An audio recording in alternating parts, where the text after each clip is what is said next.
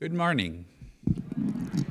I'm pleased to welcome you all on behalf of the Albert Shanker Institute, the American Federation of Teachers, and our partners in this conference, Onward Together. We are gathered on Constitution Day because American democracy is in crisis and its future hangs in the balance. We have a remarkable program of speakers for you to hear today who will address why this crisis has developed, the nature of the crisis, its main features, and what we must do as citizens to ensure that our democracy does not die. If there is one central theme to this conference, it is that our salvation lies within. No one but American citizens can save our democracy.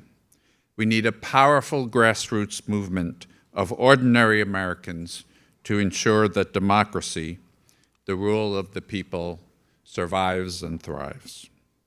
There will be many opportunities for conversation and exchanges today. Our two panels are conceived as conversations, and we will take questions after each panel. I need to stress that we insist upon a culture of mutual respect for the conference. Anyone who engages in disruption or uses abusive language will be asked to leave. We are committed to providing a positive and respectful environment that is free of discrimination and harassment, regardless of an individual's race, ethnicity, religion, color, sex, age, national orientation, sexual orientation, disability, gender identity or expression, ancestry, and any other characteristic protected by law. We ask all meeting participants to conduct themselves consistent with the values of equity and equality. I would ask all of you at this time, if you have not done already, to please silence or turn off your cell phones. There is one person more than anyone else who had a vision for this conference. She was the person who called up Secretary Clinton and said, "We need to do this conference together." And the secretary said, "Yes, of course." It could only be something as grave as a death in her immediate family that would keep Randi Weingarten out of this room today, but she will join us shortly via Skype.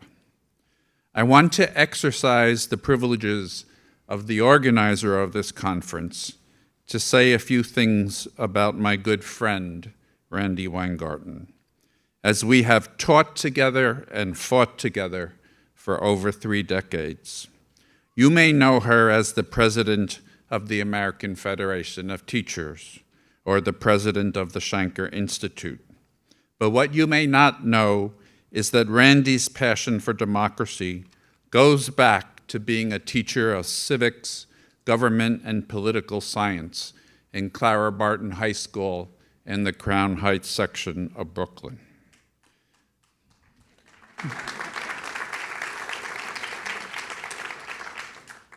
She has been tireless in resisting the hate and the prejudice, the disregard for democratic norms and culture, the authoritarianism that threatens our democracy. She has been at the border speaking out against the tearing of refugee children from their families and their placement in cages. She has been in the streets protesting the Muslim travel ban, and she has gone to jail in nonviolent civil disobedience for the DACA Dreamers. She gave everything in the 2016 and 2018 elections, and she is preparing to do it again. I intend to be at her side in that fight for our democracy, and I hope you will join us. I give you my friend, my sister, my leader, Randi Weingarten.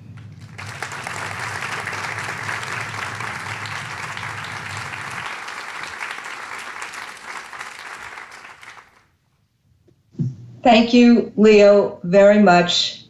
I just want to I just want to make sure that I'm watching Tom at the video. Can you all hear me?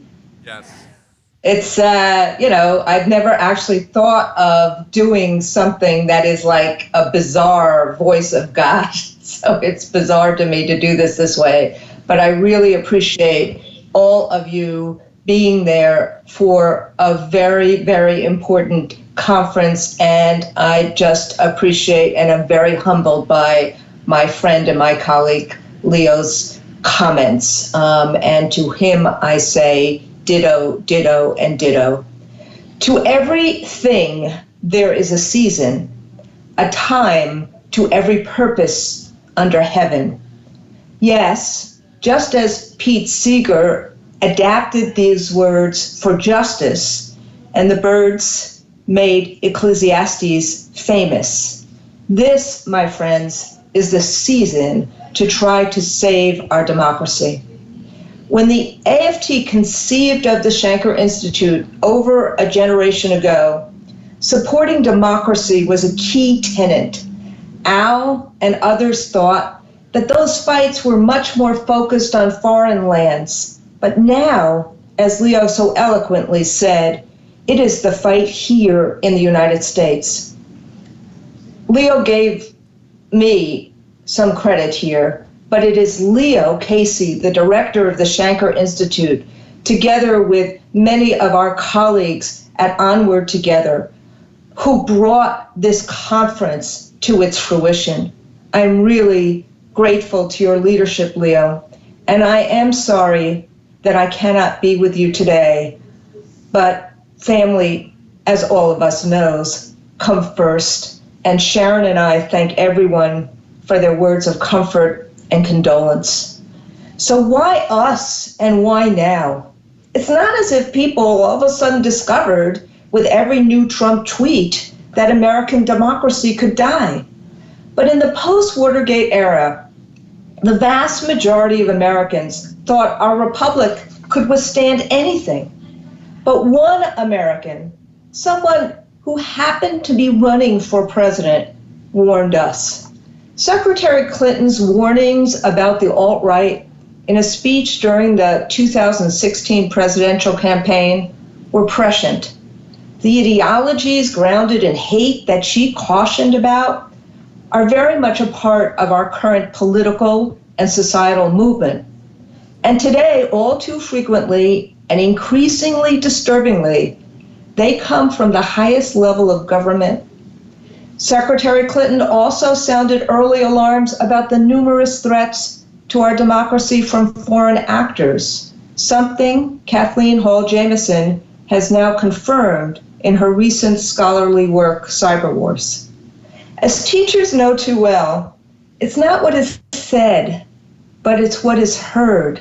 And sometimes leaders raise issues too soon for people to be able to listen, for people to hear.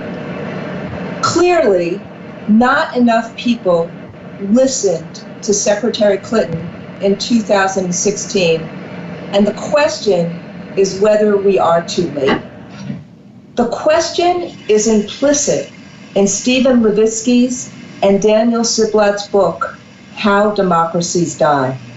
They write that most often today, democracies don't die in a coup overnight. The process is more gradual, at the hand of elected leaders who, after their election, chip away and weaken democratic institutions. Autocrats ally with establishment politicians, and through corruption and power, they undermine democratic norms. So the point now is, how much more evidence and analysis do we need? It is the season to act, and that is the import of this conference today on Constitutional Day. Teachers have always had a huge responsibility for the next generation, to teach and nurture students so they have the opportunity to live fulfilling lives, to help develop judgment and discernment, to be engaged citizens, to fight for social justice and make our classrooms and schools safe havens for our students. Today, our role is even bigger. America's teachers are called to be the defenders of decency and the guardians of democracy, because the very foundations of America are being undermined every day. That's why educators and Secretary Clinton, as Leo has just said, and so many others are joining together today.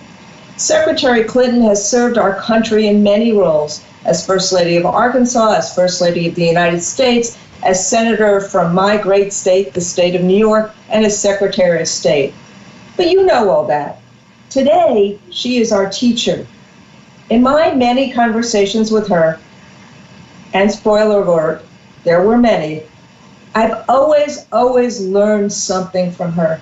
I always leave our conversations with the same feeling that this woman has more knowledge and understanding of the world in her pinky finger than most of us can ever hope to have. But what we have is the wherewithal to teach and to teach civics, to help young people connect the dots on democracy. Kids often doubt their power to bring about change, but the potential is there to be empowered, to gain knowledge, to have a hand in making things better locally or nationally. But it's not just our students. It's the power to engage others, to convince them not to sit on the sidelines.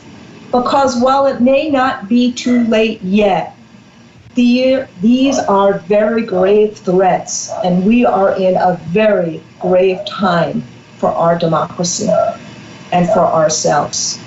So while no one can do everything, we can all do something. Hillary Clinton has done her part over and over and over again. And these days, she is playing a vital role using this season to help safeguard our democracy. It is my great honor and privilege to introduce Senator and Secretary Hillary Clinton.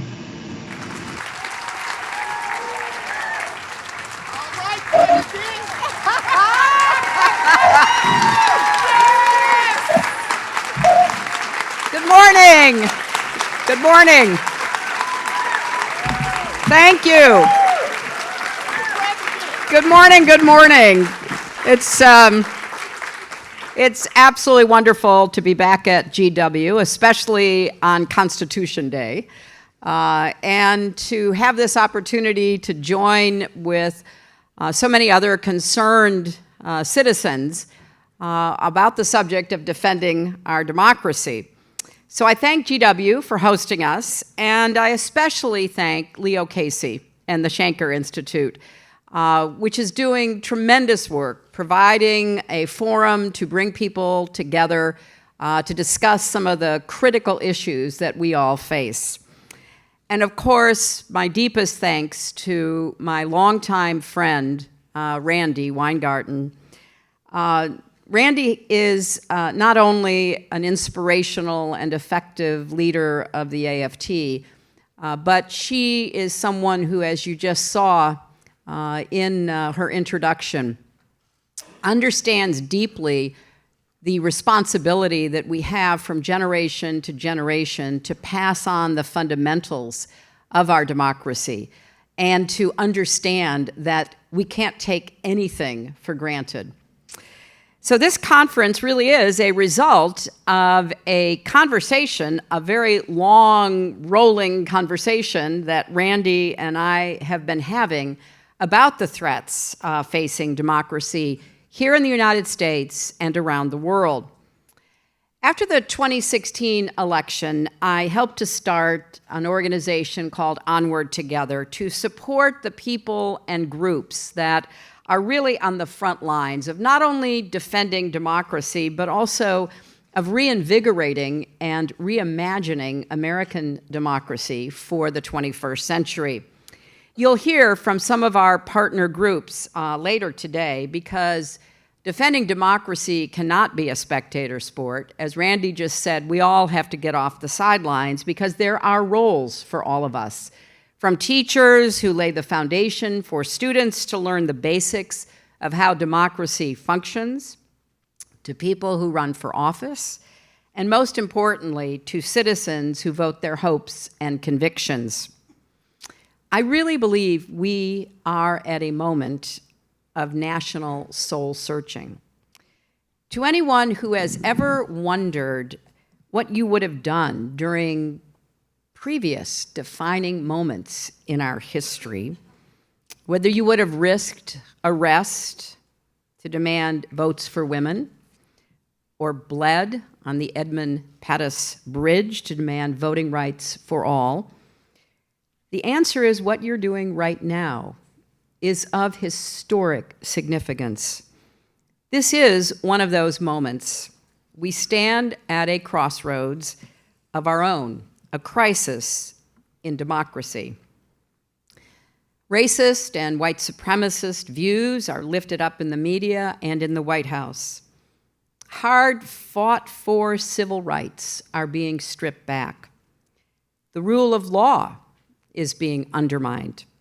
The norms and institutions that provide the foundation of our democracy are under assault. And that includes the single most important fight of our times. The fight which makes it possible to wage every other fight, and that must be the North Star that Frederick Douglass pointed toward, the fight to protect the right to vote. Now, I was the first person who ran for president in more than 50 years without the protection of the Voting Rights Act. And let me just say, it makes a difference. We saw that once again during the 2018 midterm elections, which were a case study in voter suppression. Voters faced intimidation and harassment that echoed some of the worst chapters in our nation's history. Voter ID requirements amounted to a modern-day poll tax. Voter ID requirements which were literally made up for the purpose of preventing certain people from actually being able to cast a vote that would be counted. We saw fewer voting places, long lines, and malfunctioning equipment, again, in certain places. In North Dakota, we saw sweeping efforts to prevent people from voting, particularly Native Americans living on reservations. In North Carolina, Republican operatives illegally collected absentee ballots, filled them in, and mailed them from post offices near voters' homes. And don't you find it interesting that all of the politicians who have argued for years for stricter ID rules and limits on early voting are curiously quiet about these proven abuses? That is no accident. It is in service to their larger political goals of obtaining and keeping power.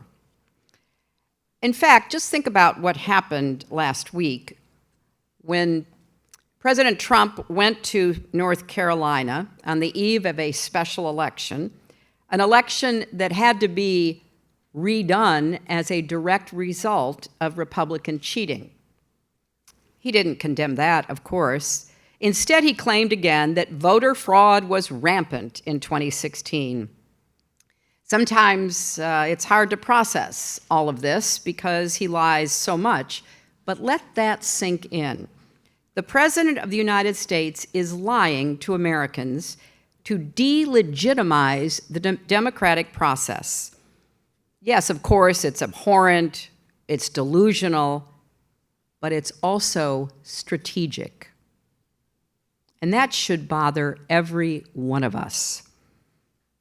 Now, there are those who eagerly accuse anyone who tries to analyze these patterns of voter suppression of relitigating past elections.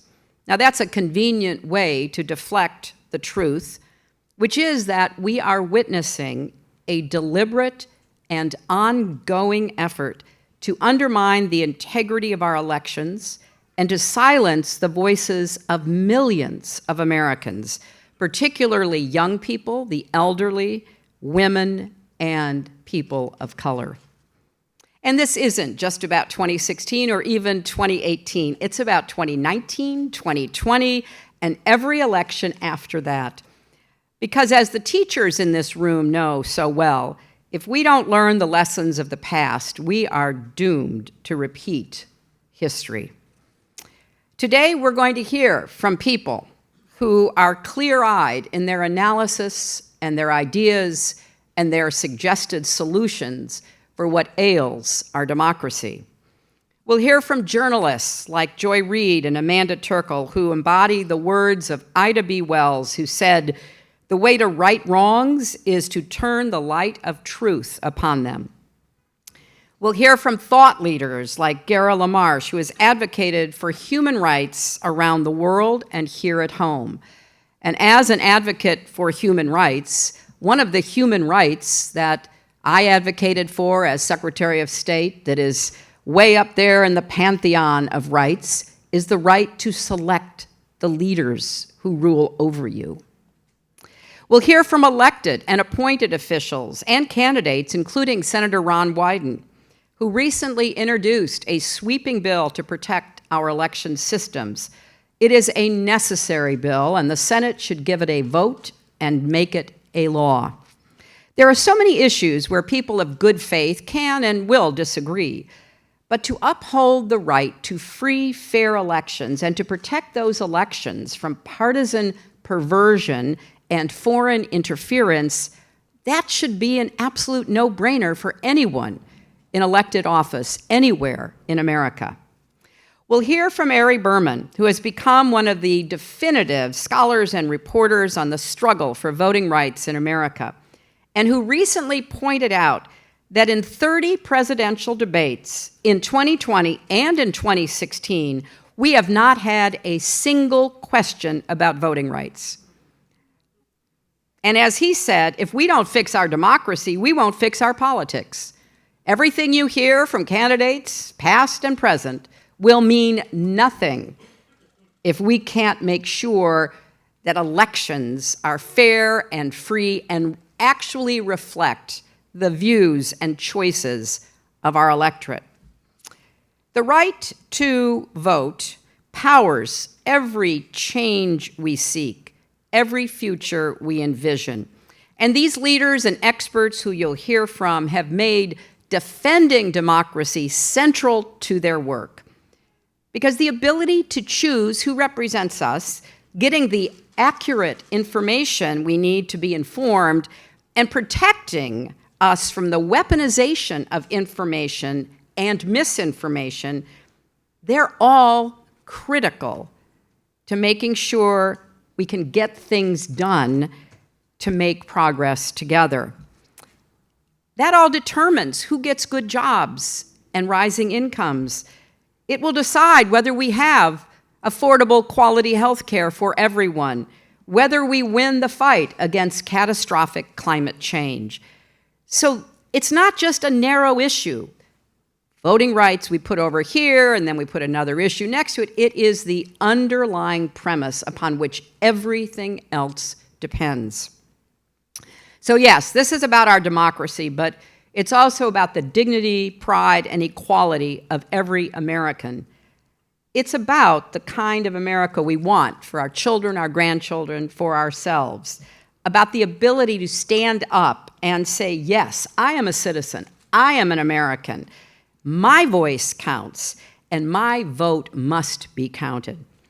No matter where you come from or what you look like or how much money you have, that should mean something absolutely sacred. I think it means everything. It's why the forces of corruption and power, ideology and dominance at home and abroad are trying to distort and undermine our values, our trust and confidence in ourselves and in each other. So, I've talked with many of the Democratic candidates for president, as you might guess. I've answered their questions about everything from digital outreach to investments in the early states. And I've ended every conversation by saying to each one, let me tell you what I think the biggest obstacle might very well turn out to be, and that is this. You can run the best campaign, you can have the best plans, you can get the nomination, you can win the popular vote, and you can lose the Electoral College and therefore the election for these 4 reasons. Number 1, voter suppression. We saw what happened in Georgia, where Stacey Abrams should be governor of that state.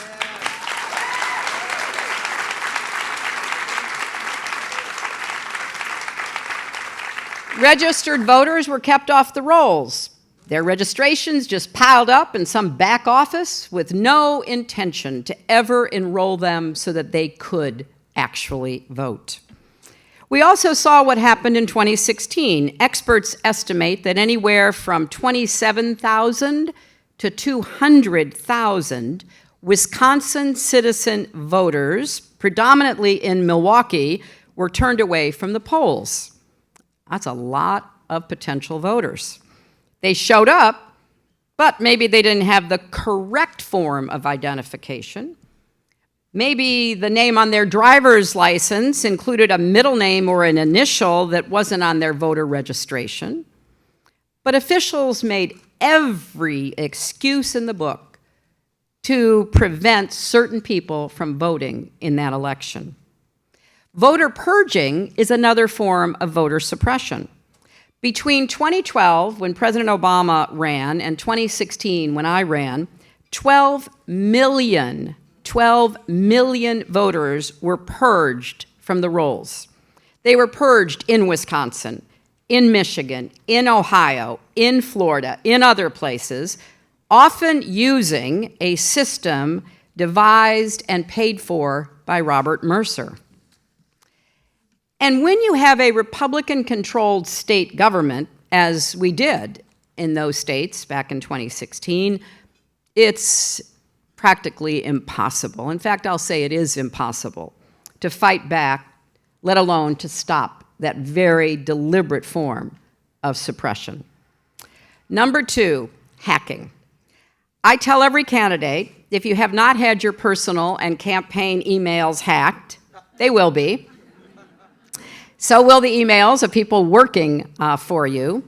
Your information will be stolen and then weaponized against you in the most pernicious ways.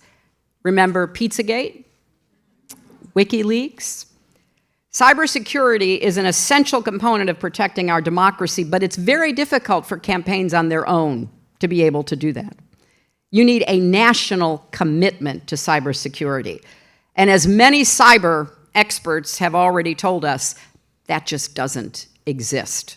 And there is no real effort being made to install such a system that will protect voters everywhere. Now, Randi referenced Kathleen Hall Jamieson, one of our most distinguished scholars of democracy and elections. And in her book, Cyber War, she lays out all the reasons why hacking, stealing, weaponizing information was so impactful. And it will be again. And we will have to hope that not only candidates, but the press and the public will be able quickly to discredit what is being presented. And we won't face the horrible kinds of outcomes we saw before, where people believed Pizzagate, including a young man who drove all the way from North Carolina to Washington with his automatic weapon to shoot up the pizza parlor. Number 3, phony, false online news stories often migrate to the so-called mainstream media. And with the increase in sophisticated technology, that will become even easier and more pervasive. What a candidate says in one speech can and will be spliced together with something the candidate said in another speech and put out in a way that means something entirely different than what was intended or actually said. These are the so-called deep fakes. Remember what happened to Nancy Pelosi a few months ago? Somebody spliced words from different presentations, put them together, and presented them as though it were real. And think how hard it was to convince the major tech platforms who admitted it was fake to take it down. Some did, but many did not. And their answer, in particular Facebook's answer, was, well, we're going to let people decide for themselves. How can you decide for yourself when what is presented is blatantly false and manufactured? And it's not only so-called news stories. Now This News put out a video yesterday featuring very smart and very disturbing analysis from Judd Legum on how Trump's propaganda efforts are ramping up heading into 2020.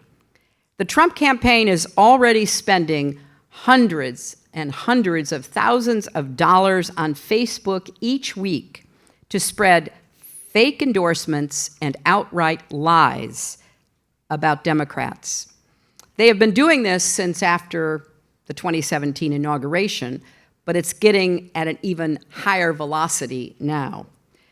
And even though these posts violate Facebook's stated terms of service, they're still up.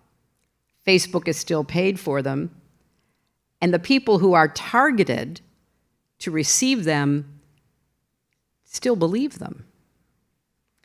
Number 4 is the lack of security in our election system itself.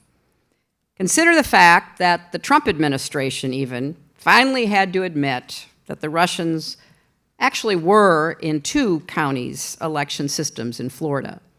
We actually know it's more, but they won't admit that.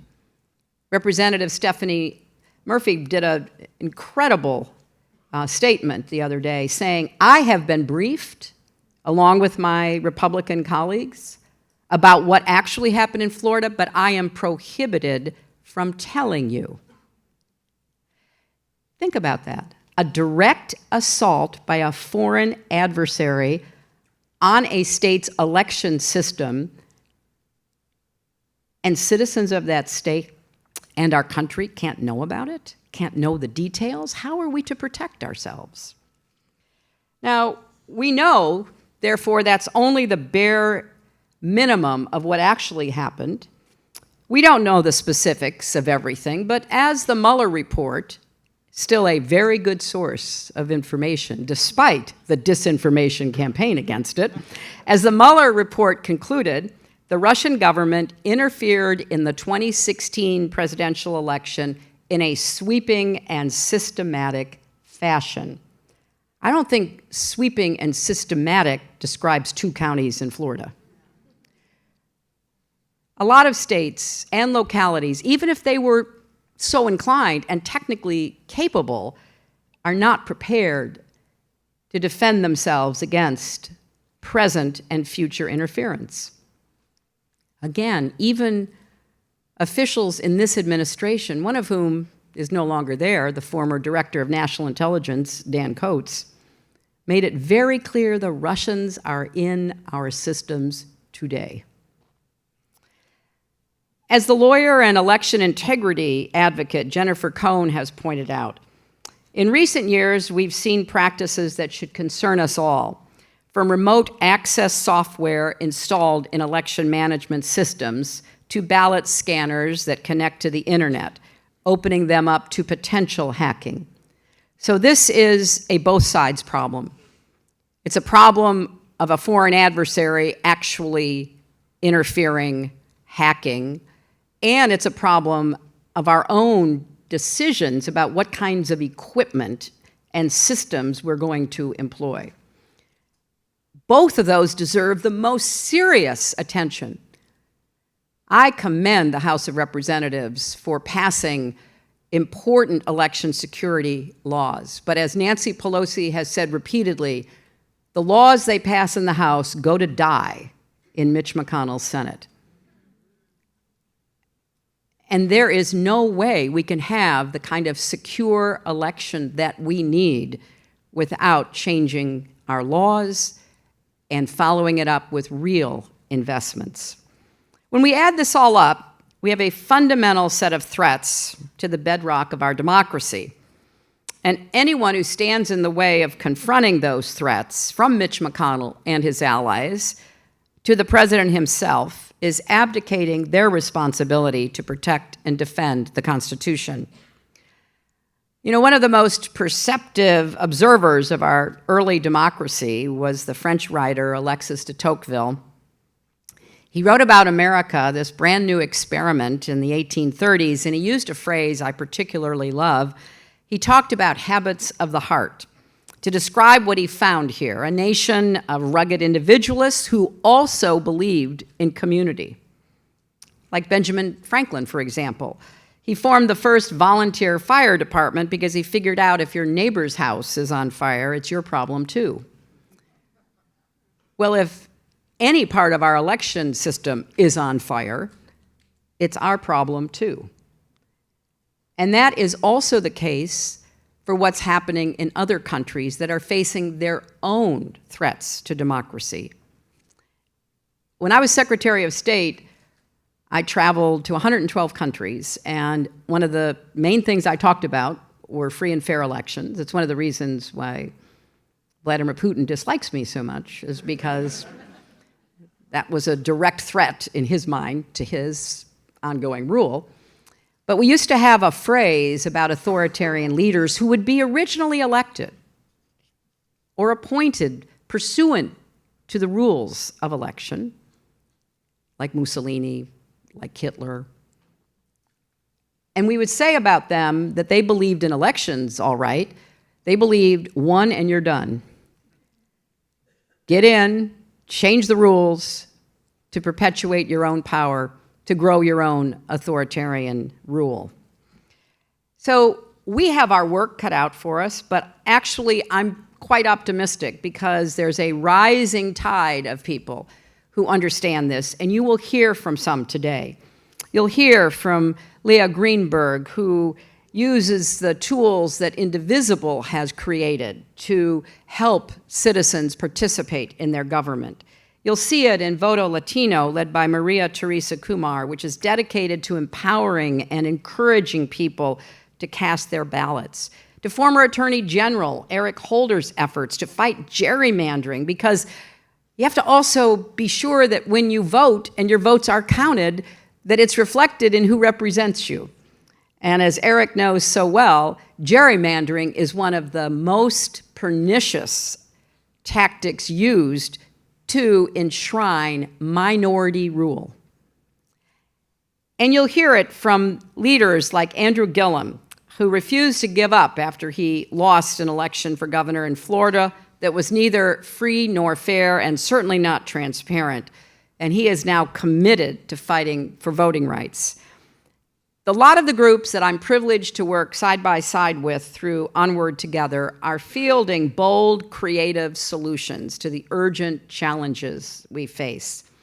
As one of my favorite Americans, Harriet Tubman, famously said, if you hear the dogs, keep going. If you see the torches in the woods, keep going. If they're shouting after you, keep going. If you want to taste freedom, keep going.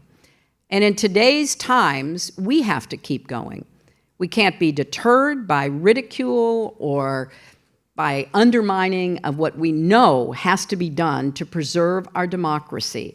And so I thank each and every one of you for being here and sharing in this conference. And again, I thank the Shanker Institute, Leo, Randi, and everyone for putting it on with Onward Together.